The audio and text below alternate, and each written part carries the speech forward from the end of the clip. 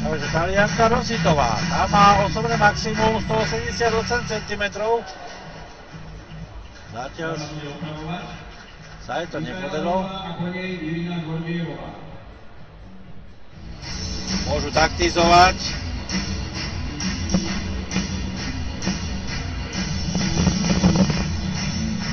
Lebo na jednej strane to má svoju cenu, keď tá súťaž je dlhá, že si toľko neodčerpajú síl. Lebo ono nadšenie je pekná vec, ale taká súťaž skoku do výšky často trvá dlho a tráfiť sa do toho optima. Talianka Rositová bude sa snažiť dolať výšku 192. Táto výška je pre ňu absolútny osobný rekord. Takže bude to, ja verím, že zaujímavé. Či sa to podarí na prvý, druhý, či až tretí pokus, to si musíme počkať.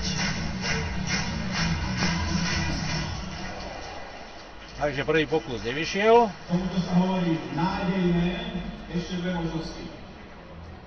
Irina Gordievová a po nej... Výška 190 cm mierne preriedila štartové pole, ale tí najväčšie favoritky ešte sú hre. A samozrejme organizátori by boli radi, keby čo najviac pretekárov dosiahla svoje maximum na hodnote minimálne 200 cm.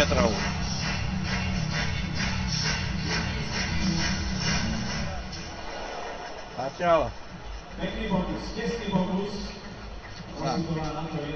Rositovej sa nepodarilo. Rositová.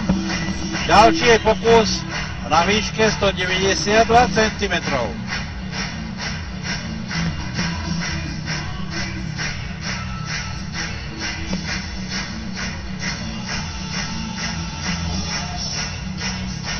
Teraz to bolo osobné maximum 191 cm, takže táto talianská pretekárka rada odchádzala s novým osobným rekordom, ale nebude to